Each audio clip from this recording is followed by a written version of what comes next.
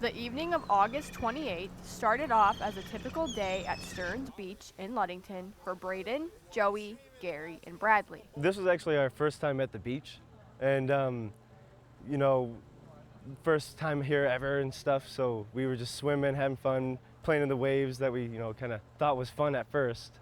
And then we got out because we wanted to walk the pier. Despite what the beach looked like on Labor Day, full of people and calm waves, that evening was the complete opposite. The beach, there's maybe a handful of people on the beach also. It was a pretty bad, windy day. The boys say as they made their way over to the pier, they were approached by a man looking for his friend. This friend was the 50-year-old Attica man who disappeared while swimming. The teens say that evening was not a good day to go for a swim, and they saw the man go out past the buoys. Like, we knew it was a bad day to swim, but we were careful about it. We didn't go past the buoy.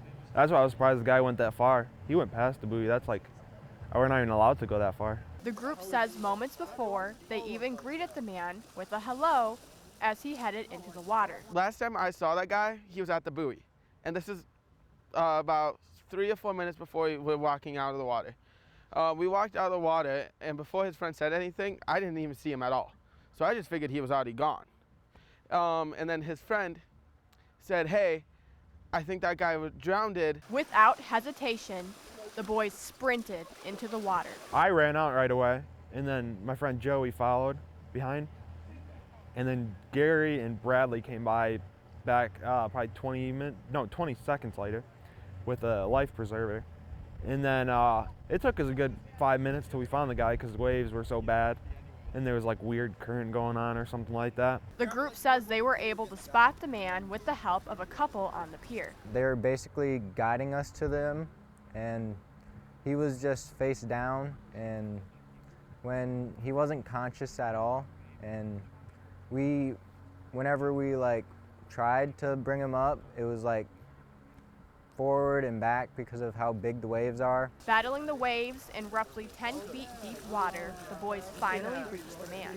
We didn't know if he was alive or not when we first got to him. So we got to him and stuff, and we kind of worked together to, me and Braden was pulling the rope of the life preserver, and Gary and Bradley was keeping the guy up, trying to keep the guy above water. And we would try to get back to land, but we were probably about kind of past the buoys a little bit, so we couldn't really move too much because it was past our heads and the waves kept on pulling us farther and farther out. The group continued to swim back towards shore until Mason County deputies were able to reach them and pull the man onto the marine boat and begin CPR. Coast Guard was yelling "Come bring him to me," and he was pretty much resuscitating him as we were leaving the boat and saying, "Come on, buddy, stay alive." And we swam back to the beach safe. We tried to be safe, so we all had a buddy system. To say how I felt that day was not set in point because there was so many weird emotions happening, because I couldn't just after we found him, I remember flipping him over and seeing his face, his eyes open, and water just coming out. That is scarred into my brain. Police told them they put themselves in a dangerous situation, but their bravery and quick thinking made all the difference. In Ludington, Audrey Boucher, Up North Live News.